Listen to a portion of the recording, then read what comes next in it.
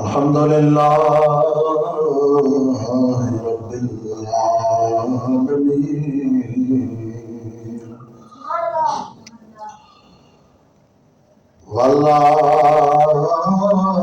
والعاقبۃ للمتقین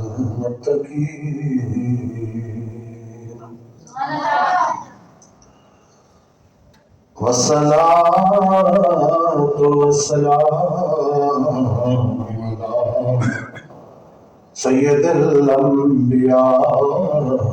والمرسلین وعلى آلہ واصحابہ اجمعین.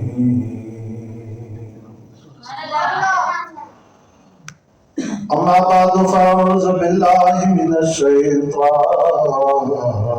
الرجیم. بسم اللہ الرحمن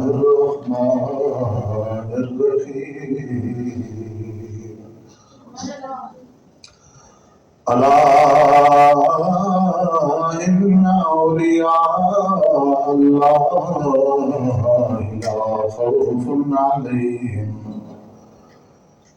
لا خوف علیہم ولا هم يحزنون. صدق اللہ مولانا العظیم وصدق رسوله النبی الکریم. ان اللہ وملائکتہ یصلون علی النبی یا ایھا الذین آمنوا صلوا علیہ وسلموا تسلیما. اللهم صل على سيدنا مولانا محمد وعلى آل سيدنا مولانا محمد وبارك وسلم وصل عليه. الصلاة والسلام عليك يا سيدي يا رسول الله وعلى آلك وأصحابك يا سيدي يا حبيب الله.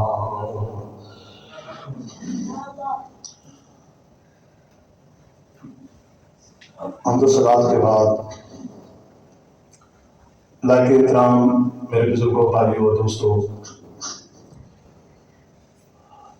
آج جمعہ المبارک کے بابرکت لمحوں میں خواجہ معین الدین چشتی اجمیری رحمۃ اللہ تعالی علیہ کا چونکہ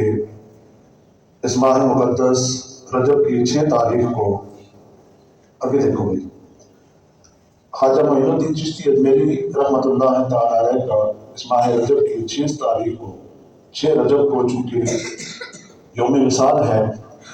تو آج رجب کی 2 تاریخ ہے اور رجب کی 6 تاریخ کو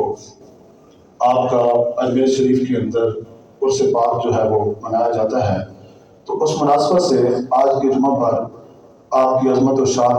مرتبہ اور مقام جو ہے اس حوالے سے آپ بیان سنیں گے. رب ذوالجلال سے دعا ہے مالک کائنات مجھے حق اور سچ بیان کرنے اور سنا کر ہم سب کو اسے یاد رکھنے اور اولیاء کرام کی تعلیمات کے اوپر ہم سب کو عمل پیرا ہونے کی بھی توفیق عطا فرمائے. سامعین محترم، آپ سنجر نامی ایک گاؤں جو ایران اور افغانستان کی سرحد پہ واقع ہے، اس کے اندر آپ کی ولادت ہوتی ہے. آپ کے والد محترم کا نام غیاث الدین تھا اور والدہ محترمہ کا نام بی بی ام البرا تھا. اور آپ کی والدہ محترمہ جو تھی وہ حضور غوث اعظم شیخ عبد القادر جیلانی رحمۃ اللہ تعالی علیہ کی چچا زاد بہن تھی. تو اس تعلق سے، اس رشتے سے حضور غوث اعظم شیخ عبد القادر جیلانی رحمۃ اللہ تعالی علیہ خواجہ معین الدین چشتی اجمیری کے ماموں بنتے ہیں. اللہ افغانستان کے علاقے کو یہ اعزاز حاصل ہے کہ بڑے بڑے نامور جو بادشاہ ہو گزرے ہیں ان کا تعلق افغانستان سے، جس طرح کہ سلطان شہاب الدین غوری ہے، اور بہت بڑے بڑے اولیاء جو ہیں ان کا تعلق بھی افغانستان کی سرزمین سے۔ حضور غوث اعظم شیخ عبد القادر جیلانی رحمۃ اللہ تعالیٰ علیہ کا تعلق بھی افغانستان سے، داتا علی اجمیری ان کا تعلق بھی افغانستان سے، خواجہ معین الدین چشتی اجمیری رحمۃ اللہ تعالیٰ علیہ کا تعلق جو ہے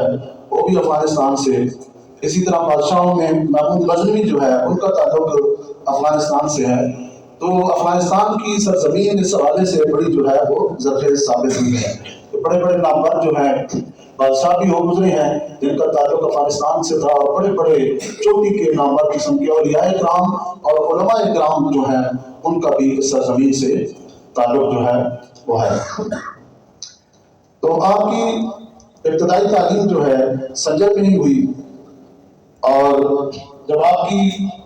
عمر مبارک 14 سال تک پہنچی تو آپ کے والد محترم کا سایہ آپ کے ساتھ سے اٹھ گیا،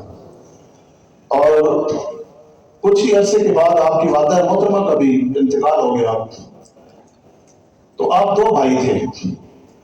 آپ کے والد گرامی کی کچھ زمین تھی اور ایک باغ تھا، اور اس زمین کا جب بٹوارا ہوا تو آدھی زمین آپ کے بھائی کو ملی اور آدھی آپ کو، اور ایک باغ تھا اس کا بھی جب بٹوارا ہوا تقسیم ہوئی تو وراثت میں باغ کا آدھا حصہ جو ہے آپ کے حصے میں آیا اور آدھا آپ کے بھائی کو ملا۔ باغ کا جو حصہ آپ کو ملا، آپ جو ہے اللہ صبح اپنے باغ میں جایا کرتے تھے اور باغ کی باغبانی کیا کرتے تھے، باغ کی نگرانی نگہداشت کرتے تھے، اور باغ کے ایک کونے کے اندر آپ نے ایک جگہ مقرر کر رکھی تھی جہاں بیٹھ کر آپ ہر وقت اللہ اللہ کیا کرتے تھے۔ ذکر اذکار میں اپنا ٹائم جو ہے وہاں پر بیٹھ کر ضروری جو کام ہوتا تھا وہ کرنے کے بعد ادھر بیٹھ کر باقی سارا ٹائم جو ہے وہ ذکر اللہ میں گزرتا۔ ایک دن آپ اپنے باغ کے اندر بیٹھے ہوئے ہیں کہ اچانک آپ دیکھتے ہیں کہ ایک مجذوب جو ہے وہ آپ کو اپنے باغ کے اندر نظر آتے ہیں، اور اولیاء ان کا کچھ اس طرح ہے کہ پھٹا پرانا لباس ہے، پراگندہ بال ہیں، فقیرانہ حالت ہے، اور پاؤں میں جو جوتی ہے وہ بھی ٹوٹی ہوئی ہے،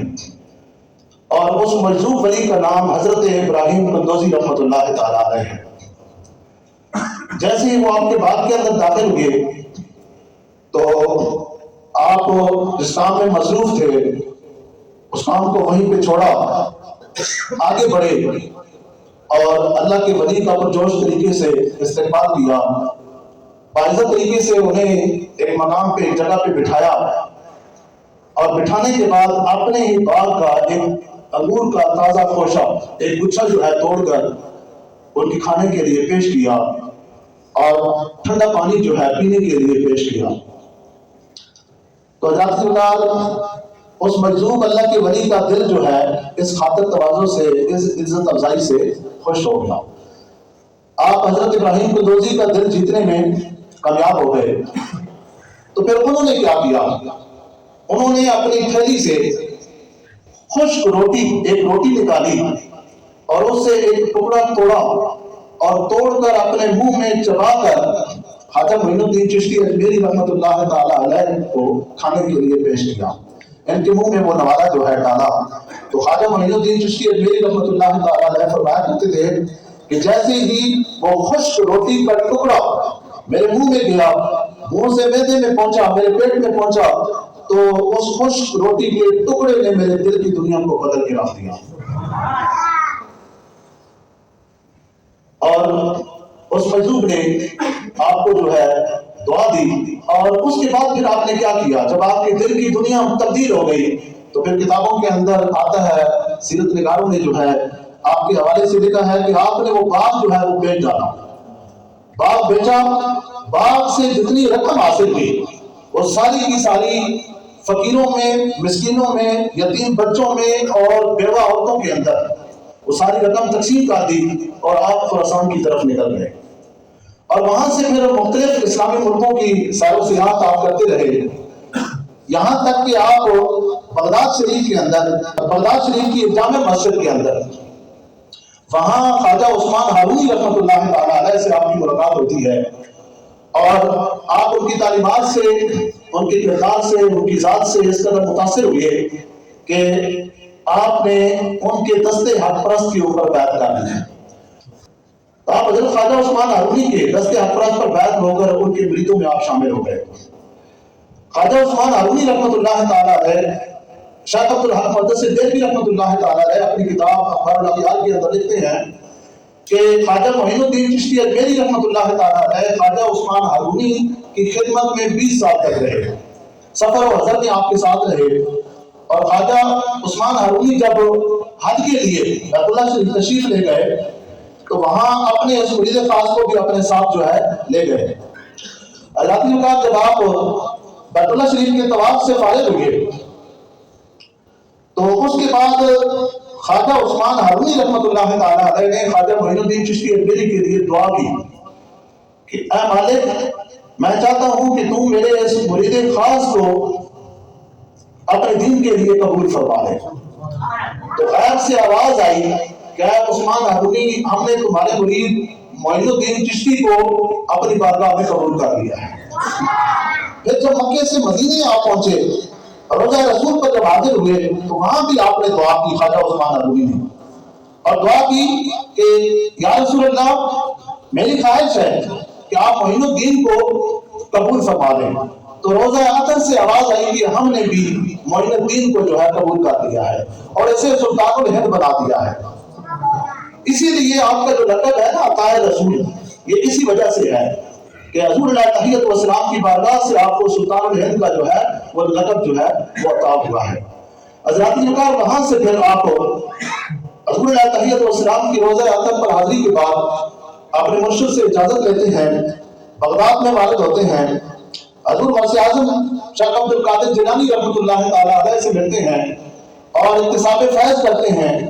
اور پھر حضور غوث اعظم شیخ عبد القادر جیلانی رحمۃ اللہ تعالیٰ علیہ جو رشتے میں آپ کے ماموں لگتے ہیں، انہوں نے کہا کہ حضور علیہ تحیت والسلام نے آپ کو سلطان الہند بنایا ہے، لہٰذا آپ جلدی سے یہاں سے جو ہے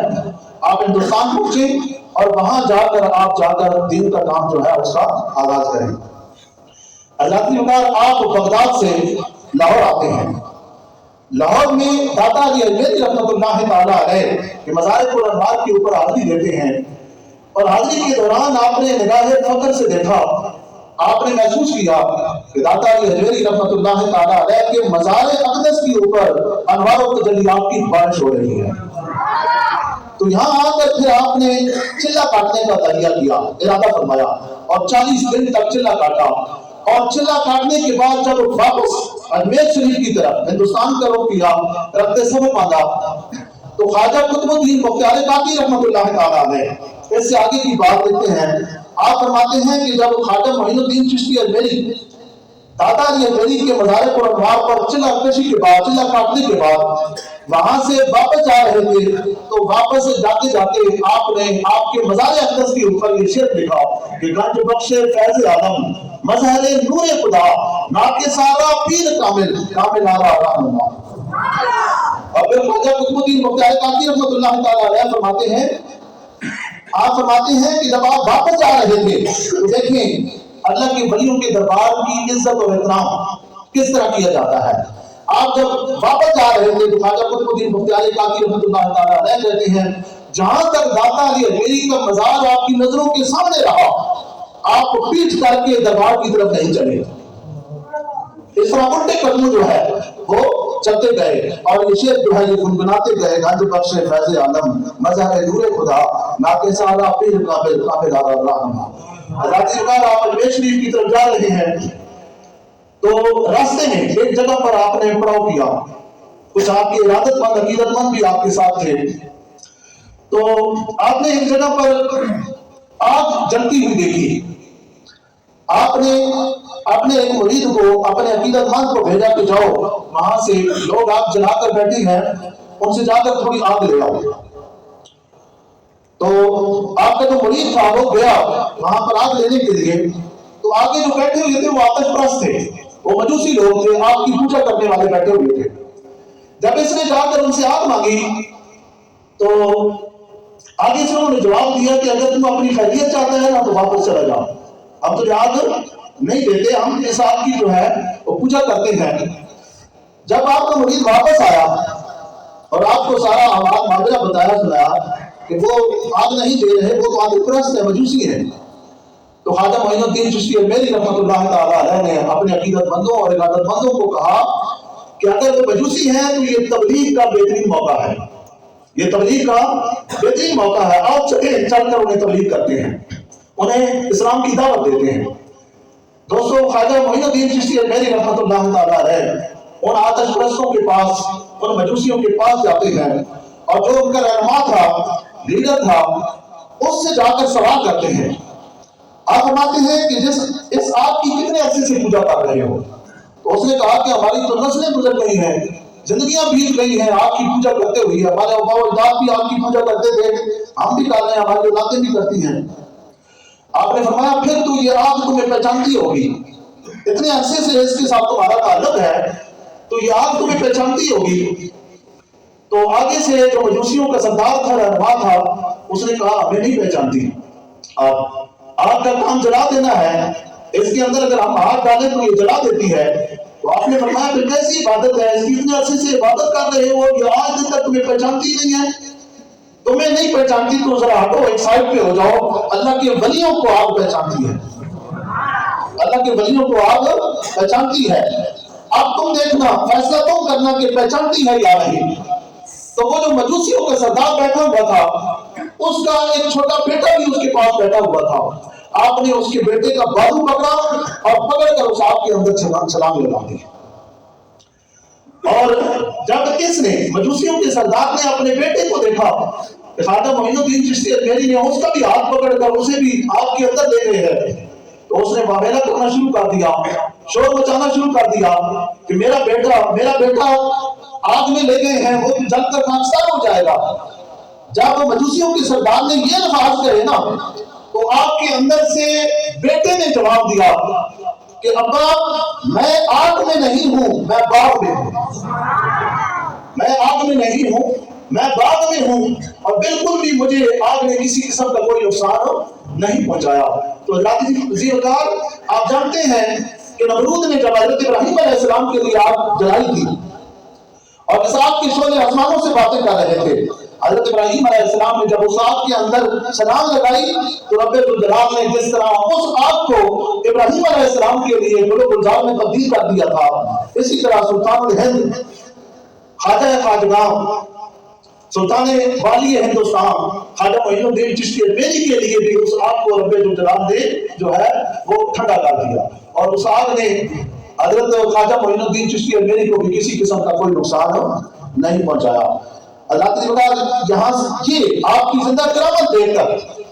جنہوں نے بھی آپ کی زندگی کے حالات لکھے ہیں، سیرت نگار لکھتے ہیں کہ جتنے بھی ادھر مجوسی تھے، آتش پرست تھے، جب انہوں نے دیکھا کہ آگ نے نہ خواجہ معین الدین چشتی اجمیری کو نقصان پہنچایا اور نہ ہی اس بچے کو کسی قسم کا نقصان پہنچایا،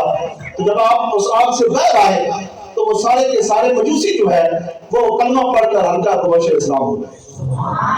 سارے کے سارے مسلمان ہو گئے، سارے مجوسیوں کا ٹولہ جماعت جو تھی وہ کلمہ پڑھ کر دائرہ اسلام کے اندر داخل ہو گئے۔ آپ نے اجمیر کے اندر پہنچے، جب قدم رکھا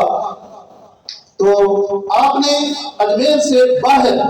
درختوں کے نیچے جو ہے پڑاؤ کیا اور حکومت کی پتوی راج کی، وہاں پتوی راجہ کے اونٹ جو ہے درختوں کے نیچے بٹھائے جاتے تھے۔ پتوی راجہ کے سپاہی آئے اور انہوں نے کہا کہ آپ فقیر اونٹ یہاں سے، ادھر تو ہم اپنے بادشاہ کے جو اونٹ ہیں پتوی راج کے، ان کو ادھر بٹھاتے ہیں رات کو۔ تو خواجہ معین الدین چشتی اجمیری رحمۃ اللہ تعالیٰ علیہ نے کہا مجھے اگر اٹھا رہے ہو اس لیے کہ ادھر تم اونٹوں کو بٹھاتے ہو تو پھر اونٹوں کو بٹھاؤ گے تو وہ بیٹھے ہی رہیں گے، اونٹوں کو بٹھاؤ گے تو وہ بیٹھے ہی رہیں گے۔ رات کو جب انہوں نے اونٹ وہاں پر بٹھائے اور صبح جب انہیں اٹھانا چاہا تو کسی بھی اونٹ نے وہاں سے اٹھنے کا نام بھی نہیں لیا، وہ مارتے رہے اٹھانے کے لیے،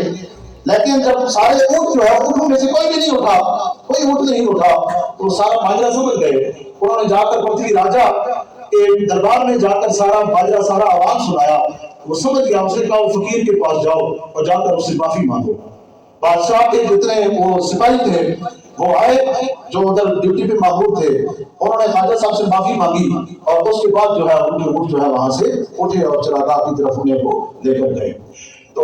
خواجہ صاحب کی جو ہے بہت ساری کرامات ہیں،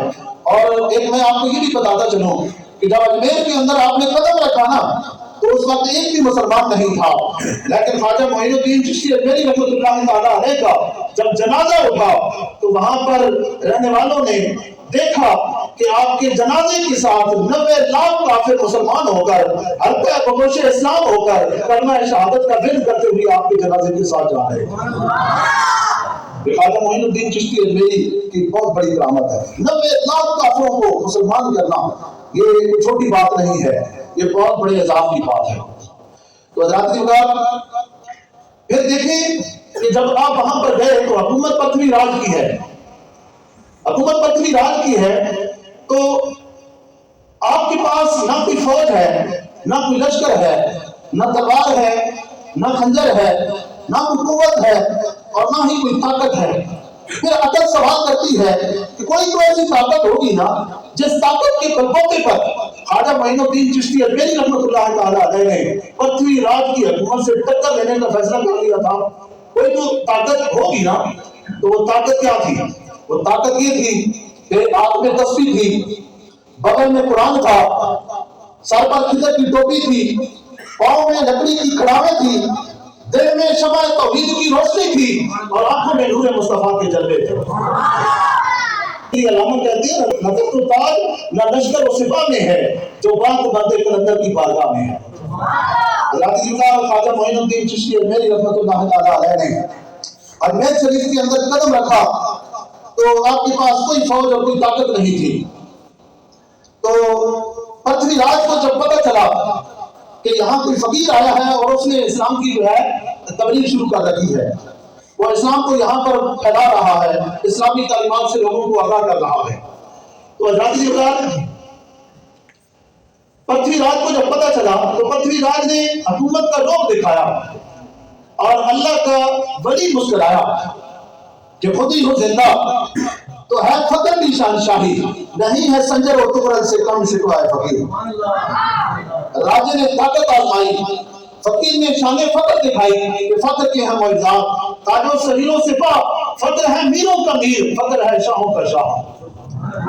پرتھوی راج نے کہا فقیر تو یہاں کیوں آیا ہے؟ خواجہ معین الدین چشتی اجمیری رحمۃ اللہ تعالیٰ علیہ بولے، آپ نے فرمایا کہ اے پرتھوی راج میں تیرے اس کو فرستانے ہند کے اندر اسلام کا ڈکا بجانے آیا ہوں، بھارت کے ظلمت کردہ شرک میں توحید کے چراغ جلانے آیا ہوں، پتھروں کے آگے جھکنے والوں کو ایک خدا کے آگے جھکانے آیا ہوں، رام رام جپنے والوں کو محمد کا کلمہ پڑھانے آیا ہوں اور سچ پوچھ تو 100 منات کی پجاریوں کو ایک خدا سے ملانے آیا ہوں۔ اگرچہ بت ہیں جماعت کی آستینوں میں، اگرچہ بت ہیں جماعت کی آستینوں میں، مجھے ہے حکم اذان لا الہ الا اللہ۔ پرتھوی راج نے کہا فقیر یہاں سے نکل جا، آپ نے فرمایا پرتھوی راج تو ہی بدل جا، اس لیے کہ فقیر یہاں بیٹھا نہیں ہے، بٹھایا گیا ہے، اور یاد رکھ جو بٹھائے جاتے ہیں وہ اٹھائے نہیں جاتے۔ تو مجھے یہاں سے نکل جانے کی بات کا دھمکی دے رہا ہے، میرا تو رب نے چاہا تو اب جنازہ بھی یہاں سے ہی اٹھے گا، رب نے چاہا تو میرا تو مزار بھی جو ہے یہاں ہی بنے گا۔ تو حضرت پرتھوی راج نے کہا میرے پاس ساز و سامان ہے، فرمایا ادھر بھی دولت ایمان ہے۔ پرتھوی راج نے کہا ادھر ہاتھیوں کا لشکر ہے، فرمایا ادھر بھی صدائے اللہ اکبر ہے۔ پرتھوی راج نے جب دیکھا کہ وہ کسی بھی طریقے سے اس مرد حق شناس پر غالب نہیں آ سکا تو اس نے اس وقت کے مشہور جادوگر جوگی جپال کو مقابلے کے لیے بلایا کہ تم آ اور جادو کے زور سے اس مرد حق شناس کو، اس فقیر کو جو ہے اس کے اوپر غالب آؤ اور اسے شکست دے۔ تو ذاتی وقار ایک کھلے میدان کے اندر مقابلہ ہوتا ہے، جوگی جپال آتا ہے اور ادھر خواجہ معین الدین چشتی اجمیری ہے۔ مالک لکھتا ہے کہ جب مقابلہ ہوا تو منظر نامہ کچھ اس طرح کا تھا، نقشہ کچھ اس طرح کا بنا کہ ادھر کفر باطل تھا، ادھر حق و اسلام تھا، ادھر ضلالت و گمراہی تھی، ادھر رشت و ہدایت تھی، ادھر مادہ پرستی تھی، ادھر روحانیت تھی، ادھر جادو تھا، ادھر کرامت تھی، ادھر جوگی جپال تھا، اور ادھر خواجہ معین الدین چشتی اجمیری تھے۔ مقابلے کا جب آغاز ہوا تو ابتدا جوگی جپال نے کی، اس نے جادو کے زور سے اس طرح ہوا میں اس طرح مٹھی لہرائی اور مٹھی کو بند کرتے ہوئے کہنے لگا کہ وہ فقیر بتا میری مٹھی میں کیا ہے۔ خواجہ معین الدین چشتی اجمیری رحمت اللہ تعالیٰ علیہ نے آپ نے نگاہ فقر سے دیکھا، نگاہ بصیرت سے دیکھا اور فرمایا کہ اے جوگی تیری مٹھی میں گنگا اور جمنا کی ریت ہے، تیری مٹھی میں کیا ہے؟ گنگا اور جمنا کی ریت ہے۔ اب باری آتی ہے خواجہ معین الدین چشتی اجمیری رحمت اللہ تعالیٰ علیہ کی۔ تو جو میں بات کرنے لگا ہوں نا، یہ بات اس وقت آپ کو سمجھ آئے گی جب آپ رسول اللہ صلی اللہ علیہ وسلم کی زبان اقدس سے نکلی ہوئی وہ جو حدیث قدسی ہے کہ رب تعالیٰ فرماتا ہے کہ میں بندے کی آنکھ بن جاتا ہوں، جیسے حدیث شریف کا خلاصہ ہے حدیث قدسی کا، میں بندے کی آنکھ بن جاتا ہوں جس سے وہ دیکھتا ہے، میں بندے کے کان بن جاتا ہوں جس سے وہ سنتا ہے، اور میں بندے کے ہاتھ بن جاتا ہوں جس سے وہ پکڑتا ہے، میں بندے کے پاؤں بن جاتا ہوں جس سے وہ چلتا ہے۔ اس حدیث قدسی کو پیش نظر رکھ کے اب آگے کی بات سننی ہے۔ خواجہ معین الدین چشتی اجمیری کی باری آتی ہے، آپ ہاتھ کو یوں اس طرح اوپر بلند کرتے ہیں نا، اور ہاتھ کو بلند کرتے ہوئے اب وہ حدیث قدسی کے الفاظ ذہن میں رکھنا کہ میں بندے کے ہاتھ بن جاتا ہوں جیسے وہ پکڑتا ہے۔ آپ نے ہاتھ کو بلند کیا اور اس قدر بلند کیا کہ باغ جنت سے ایک پھول کو توڑتے ہوئے اپنی مٹھی میں لیتے ہوئے فرمایا جوگی جپال بتا میری مٹھی میں کیا ہے۔ اب زمین کی کوئی چیز ہوتی تو جوگی جپال کو پتہ چلتا، اور کائناتی مقدار اسے کوئی سمجھ نہیں آئی، ہر عربہ استعمال کیا پتہ نہیں چلا کہ کیا چیز ہے۔ خواجہ معین الدین چشتی اجمیری فقیر کی مٹھی میں کیا چیز ہے پتہ نہ چلا، تو وہ جادو کے زور سے ہوا میں ہونے لگا۔ ہوا میں ابھی تھوڑا ہی اوپر کیا تھا کہ آپ نے اپنے پاؤں کے اندر جو لکڑی کی کڑاویں تھی انہیں اتارا اور اتار کر انہیں اوپر ہوا میں پھینکا۔ آپ نے جب اپنی لکڑی کی کڑاؤں کو ہوا میں پھینکا تو انہوں نے ہوا میں اڑنا شروع کر دیا، اوپر جا کر جوگی جپال کے سر کے اوپر پڑنا شروع ہو گئے۔ تو جوگی جپال جو ہے وہ مجبور ہو کر نیچے زمین پر اترا اور خواجہ معین الدین چشتی اجمیری رحمت اللہ تعالیٰ علیہ کے قدم چوم کر مسلمان ہو گیا۔ اور آج بھی وہ جوگی جپال کی قبر جو ہے خواجہ معین الدین چشتی اجمیری رحمت اللہ تعالیٰ علیہ کے مزار اقدس کے ساتھ ہی ہے۔ تو ذاتی وقار اس کے بعد پھر آہستہ آہستہ جو ہے اسلام کا دائرہ وسیع ہوتا گیا، یہاں تک کہ جب آپ نے قدم رکھا ایک بھی مسلمان نہیں تھا، جب آپ کا جنازہ اٹھا تو 90 لاکھ کافر مسلمان ہو کر حلقہ بدوش اسلام ہو کر کلمہ شہادت کا ورد کرتے ہوئے آپ کے جنازے کے ساتھ ہیں۔ اسی طرح کتابوں کے اندر آتا ہے کہ جب آپ نے اجمیر کے اندر قدم رکھا نا تو ولی کی ایک عادت ہوتی ہے، جہاں بھی آپ پورے پاکستان کے اندر جتنے دربار دیکھیں جہاں اللہ کے ولی کا دربار ہوگا، جہاں بھی کسی نے ڈیرا لگایا اللہ کے گھر کی تعمیر بھی اس نے کی، مسجد بھی بنائی۔ تو ذاتی اوقات آپ نے ایک مسجد کی چھوٹی سی مسجد کی تعمیر شروع کرائی، اور دن کو اس مسجد کی تعمیر نہیں ہوتی تھی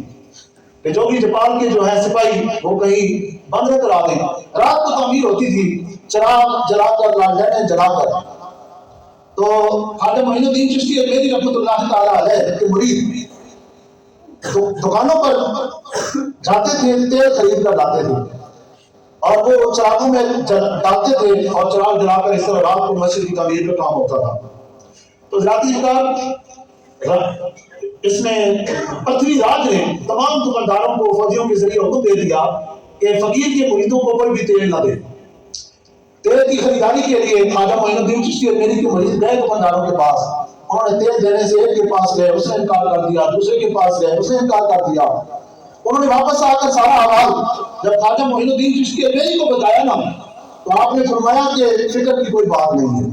فکر کی کوئی بات نہیں۔ جب رات ہوئی تو آپ نے اپنے مریدوں کو ان ارادت مندوں کو بلایا، فرمایا میں وضو کرنے لگا ہوں، میرے وضو کے پانی کو سنبھال کے رکھو، اور رات کو جب کام شروع ہو تو تیل کی جگہ چراغوں کے اندر میرے وضو کے پانی کو ڈال دیں۔ تو ذاتی وقار کتابوں کے اندر آتا ہے کہ جس رات ادھر خواجہ معین الدین چشتی اجمیری رحمت اللہ تعالیٰ علیہ کہ مرید چراغوں میں آپ کے وضو کا پانی ڈال کر انہیں روشن کیے ہوئے تھے، اس رات ادھر پتھری راج کی محل کے اندر تیل بھی نہیں جا رہا تھا۔ جدھر وضو کا پانی جا رہا تھا ادھر تیل بھی نہیں جا رہا تھا۔ تو حضرات وقار اولیاء اکرام جتنے بھی اولیاء اکرام ہو گزرے ہیں ان کی تعلیمات ہیں، انہوں نے ہمیشہ توحید و رسالت کے پرچم کو جو ہے سربلند رکھا۔ اور تبلیغ کا انداز کیا تھا، ان کی تبلیغ کا انداز کیا تھا؟ یاد رکھیں کہ تلوار سے کسی کی گردن اڑا دینا یہ کمال نہیں ہے، تلوار سے کسی کی گردن اڑا دینا کمال نہیں ہے، محبت و درویشی سے کسی کے دل کے اوپر حکومت کرنا یہ کمال ہے۔ لشکر و سپاہ سے کسی کو شکست دے دینا یہ بہادری نہیں ہے، بہادری یہ ہے کسی سرکش انسان کے سر کو حق کے آگے جھکا دینا یہ بہادری ہے۔ اور یہی وجہ ہے کہ لاہور کے ایک سرکش راجے کے شاہی محلات کے اندر اسلام کی شمع روشن کرنے والے داتا علی اجمیری تھے۔ باطل پرستوں کے سروں کو حق کے آگے جھکانے والے خواجہ حسین زنجانی تھے، اور جوگی جپال کے جادو کو اپنے لکڑی کی کھڑاؤں سے توڑ کر اسے کلمہ حق اڑانے والے خواجہ معین الدین چشتی اجمیری تھے۔ اللہ کی بات، آپ اگر تاریخ کا مطالعہ کریں تو آپ کو پتہ چلے گا کہ ہمارے اس خطے کے اندر پاک و ہند اس خطے کے اندر 1,24,000 انبیاء میں سے کوئی نبی بھی نہیں آیا، کوئی صحابی بھی جو ہے وہ بھی نہیں آیا، اور 4 اماموں میں سے کوئی امام بھی جو ہے خطے کے اندر نہیں آیا۔ پھر سوال یہ پیدا ہوتا ہے کہ آج برے صغیر پاک و ہند کے اندر ہمیں جو کروڑوں مسلمان نظر آتے ہیں تو یہ ان تک اسلام کس طرح پہنچا ہے؟ تو جواب میں ایک ہی بات آتی ہے کہ صرف اور صرف ہم تک جو اسلام کی نعمت و دولت پہنچی ہے تو یہ اولیاء اکرام کے طریقے سے پہنچی ہے، ان کے ذریعے سے جو ہے اسلام کی دولت ہم تک پہنچی ہے۔ تو ذاتی وقار یاد رکھیں کہ اچھی قومیں جو ہے نا وہی ہوتی ہیں جو اپنے موسموں کو اچھے لفظوں سے یاد کرتے ہیں۔ اولیاء اکرام ان کی وساطت سے ہم تک اسلام کی دولت پہنچی ہے، تو ہمیں جو ہے جب بھی کسی بھی اللہ کے ولی، ایک نمبر جو اللہ کے ولی ہے، کوئی بھی اللہ کا جو ولی ہے، جب بھی یاد رکھیں اس کی بات کریں تو اس کا تذکرہ کریں تو اچھے الفاظ کے ساتھ کریں۔ ہماری باتوں کے اندر گستاخی اور بے ادبی کا کوئی پہلو جو ہے نہیں ہونا چاہیے۔ یہ وہ لوگ ہیں جن کی عظمت و شان کو رب اپنے قرآن میں بیان کرتا ہے۔ رب الجلال فرماتے ہیں الا اولیاء اللہ لا خوف علیہم ولا هم یحزنون، خبردار بے شک اللہ کے جو ولی ہیں نہ انہیں کسی قسم کا خوف ہوگا اور نہ ہی یہ غمگین ہوں گے۔ اور دوسری جگہ پہ فرمایا کہ یہ اللہ کے انعام یافتہ بندے ہم دماغ میں پڑھتے رہے طرف صراط المستقیم، اللہ ہمیں سیدھے راستے پر چلاؤ۔ پھر آگے پڑھتے ہیں صراط الذین انعمت علیہم، اور لوگوں کے راستے پر جن پر تو نے انعام کیا۔ اب سوال یہ پیدا ہوتا ہے کہ وہ انعام یافتہ بندے کون ہیں؟ اس کا جواب آگے ہمیں قرآن دیتا ہے کہ فَأُولَٰئِکَ مَعَ الَّذِينَ أَنْعَمَ اللَّهُ عَلَيْهِمْ مِنَ النَّبِيِّينَ وَالصِّدِّيقِينَ وَالشُّهَدَاءِ وَالصَّالِحِينَ۔ یہ اللہ کے انعام یافتہ جو بچے ہیں، جو جماعت ہے، ان کی جو ہے وہ پہلے نمبر پہ کون ہیں؟ نبیین ہیں، دوسرے نمبر پر صدیقین ہیں، تیسرے نمبر پر شہداء ہیں، اور چوتھے نمبر پر صالحین ہیں۔ صالحین سے مراد کون ہے؟ اللہ کے نیک بندے اور یا اکرام ہیں۔ تو یہ اللہ کے انعام یافتہ بندے ہیں۔ تو جب بھی نماز پڑھتے ہیں اور نماز کے بعد یہ دعا مانگا کریں کہ مالک کائنات ہم سب کو ان لوگوں کے راستے پر چلا جن پر کہ تیرا انعام ہوا ہے۔ اپنے انعام یافتہ، اپنے برگزیدہ اور چنیدہ بندوں کے نقش قدم پر ہمیں چلاؤ۔ اور پھر صرف دوستو ہم نے اپنے دلوں کے اندر اولیاء اکرام کی عقیدت اور محبت ہی نہیں رکھنی، بلکہ ہم سب نے اولیاء اکرام کی تعلیمات کے اوپر عمل بھی کرنا ہے۔ جس ہستی کے مزار پر خواجہ معین الدین چشتی اجمیری رحمۃ اللہ تعالیٰ علیہ نے چلا کاٹا، ان کا قول سنیں۔ داتا علی اجمیری رحمۃ اللہ تعالیٰ علیہ آپ بتاتے ہیں میں نے اپنی زندگی کے اندر 40 سے زیادہ اسلامی ملکوں کا سفر کیا۔ کتنے ملکوں کا؟ 40 سے زیادہ اسلامی ملکوں کا میں نے سفر کیا، لیکن اس سارے سفر کے دوران ایک نماز بھی بغیر جماعت کی میں نے نہیں پڑھی۔ یہ کون ہستی کہہ رہی ہے؟ کہ داتا علی اجمیری رحمۃ اللہ تعالیٰ علیہ۔ حضرات کی کام جماعت کی بڑی اہمیت ہے، اسی لیے قرآن میں رب الجلال نے فرمایا وَرْكَعُوا مَعَ الرَّاكِعِينَ، رکوع کرو رکوع کرنے والوں کے ساتھ۔ اب دیکھیں رکوع کرو رکوع کرنے والوں کے ساتھ کیا مطلب؟ کہ نماز جماعت کے ساتھ ادا کرو۔ اس لیے قرآن کے اندر متعدد جو ہیں وہ آیات ہیں، 700 قرآن کے اندر آیات ہیں، 700 آیات میں رب الجلال نے ہمیں حکم دیا ہے نماز کا، اور رسول اللہ صلی اللہ علیہ وسلم کی تو حدیثیں جو ہے اتنی ہزاروں کی سینکڑوں ہزاروں کی تعداد میں حدیثیں جب میں سرکار دو عالم صلی اللہ علیہ وسلم نے ہمیں نماز کا حکم دیا، تو اس لیے سرکار دو عالم صلی اللہ علیہ وسلم کے اس فرمان کے اوپر آج کا بیان جو ہے اسے میں مکمل کرتا ہوں۔ سرکار نے ایک موقع پر سرکار دو عالم صلی اللہ علیہ وسلم نے صحابہ کرام کو مخاطب کر کے فرمایا کہ دعا یہ کیا کرو اللہ تعالیٰ کی بارگاہ میں، اللہ تعالیٰ ہم میں سے کسی کو بدبخت اور محروم نہ رکھے۔ تو صحابہ نے عرض کی یا رسول اللہ صلی اللہ علیہ وسلم اس کا کیا مطلب ہے؟ تو حضور نے فرمایا اس کا مطلب یہ ہے کہ جو آدمی جان بوجھ کر ایک نماز چھوڑ دیتا ہے، جو آدمی جان بوجھ کر نماز چھوڑ دیتا ہے وہ بدبخت اور محروم ہے۔ وہ کیا ہے؟ بدبخت اور محروم ہے۔ اور آگے حدیث کا اگلا مضمون سنیں، عزیز کے اگلے الفاظ یہ ہیں، سرکار نے فرمایا کہ اس کا اسلام کے اندر کوئی حصہ نہیں۔ جو آدمی ایک نماز چھوڑ دیتا ہے اس کا اسلام کے اندر کوئی حصہ نہیں ہے۔ حضرات یہ کار ضرورت اس عمل کی ہے، اولیاء کرام کے ساتھ اپنی عقیدت اور محبت بھی رکھیں، لیکن اولیاء کرام کی تعلیمات کے اوپر ہمیں عمل بھی کرنا ہے۔ ساری زندگیاں ان کی گزر گئیں اسلام کے فروغ و پرچار میں، دین کا کام کرتے ہوئے، اسلام کو پھیلاتے ہوئے، اسلام کی نشر و ارشاد میں ان کی زندگیاں گزر گئی۔ تو جس وقت تک یاد رکھیں ہم ان کی تعلیمات کے اوپر عمل پیرا نہیں ہوں گے، ان کے نقش قدم پر چلنے کی کوشش نہیں کریں گے، اس وقت تک کسی قسم کی بھی ہمیں نہ دنیا میں کوئی کامیابی مل سکتی ہے نہ آخرت کی کوئی کامیابی حاصل ہو سکتی ہے۔ رب ذوالجلال سے دعا ہے مالک کائنات مجھے آپ کو ہم سب کو اولیاء کرام کی عقیدت اور محبت اپنے دلوں میں رکھنے کے ساتھ ساتھ ان کی تعلیمات کے اوپر ہم سب کو عمل پیرا ہونے کی توفیق عطا فرمائے۔ ہمارے